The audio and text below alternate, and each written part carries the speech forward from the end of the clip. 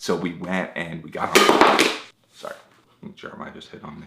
I dropped it like it's hot. Drop it like it's hot.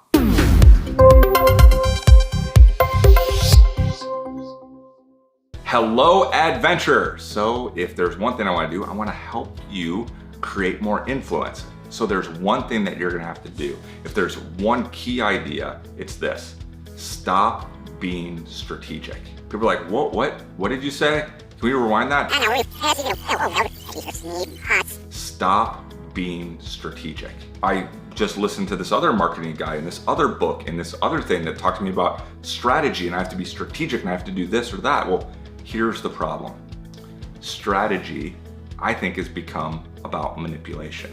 It's about trying to get other people to do what you want. And so it's easy to start to slip into we're not being genuine, and people can start to, I think, they can start to see through that. So here's what I need you to do. Stop being strategic and start being thoughtful.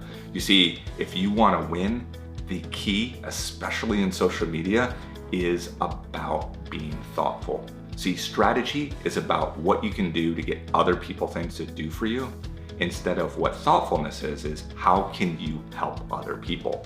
And if you generally want to help other people, that is what wins long term. And the great news is that social media allows you to do that and do some things that weren't even possible even a year ago. Social media for me is a lot more like falling in love. So I'll tell you a story. I sometimes will beta test different pieces of software or different gear. I get gear sent to me sometimes. I like to have a shoe deal for nerds, right? Athletes get sent shoes, I get sent smartphones and cool gadgets. So I get to be part of the early prototype of Google Glass. I even got them to make my own version of that and put my prescription in it, and it was really, really cool. Well, I had to go to Google X Labs, which is in New York, where they were going to show me them and how they worked, and then you have to sign, paperwork and non-disclosures and all that. Well, here's the problem. The date that I had to go was on my daughter's birthday. If it's Google versus PayPay, Google's gonna lose. While I was grandstanding to say I'm not gonna miss my daughter's birthday, somebody from my team said, hey, your brother lives right across in New Jersey and you have these companion tickets. Why don't you take your daughter to New York City for her birthday? And I thought, I'm glad I thought of that. So the day came and I woke up my daughter really early and I said, happy birthday, PayPay. Let's go to lunch. Would you like to go to lunch? And she said, well, isn't it kind of early for lunch? And I said, come on, let's get in the car. And we drove and we went to the airport. And she said, we're having lunch in the airport? And I said, no, we're having lunch in New York City. I'm gonna take you to the Plaza Hotel. Her eyes lit up because she thought, oh, my dad's gonna take me to New York City for my birthday to have lunch.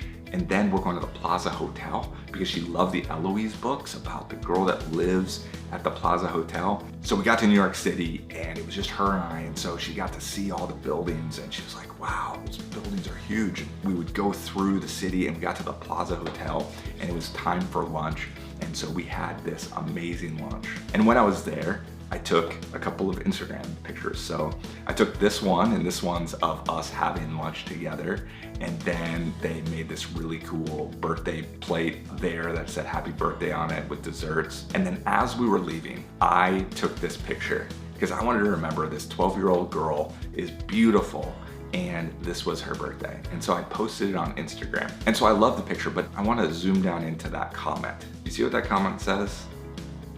See what it says? It says, happy birthday. We hope you had a marvelous lunch. And you see, it was in that moment that I fell in love with the Plaza Hotel. The Plaza Hotel could have spent millions of dollars and I would have just ignored it. They might have had big billboards that I walked under on the way there. They could have had magazine ads on the plane. They could have run commercials and I was never gonna follow them on social media. All of that advertising was going to do nothing. You see, we live in a world where it's not about them broadcasting, it's about you listening. And so because they listened, they wished a 12-year-old girl a happy birthday. And it was in that moment that I fell in love with them. And now, you say anything bad about it, I'm gonna fight you. Because I'm loyal. Why? Because it is about listening, not about talking. We talk about posting and we want to do that thoughtful, but the beautiful thing about social media is that it gives us, for the first time, the ability to listen and be part of a conversation.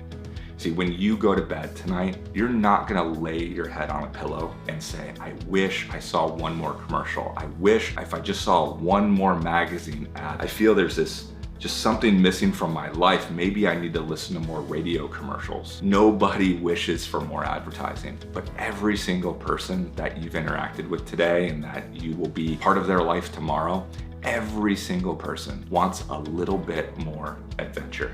So stop being strategic and be thoughtful. Stop advertising and instead invite people into a great adventure, because your adventure begins right now.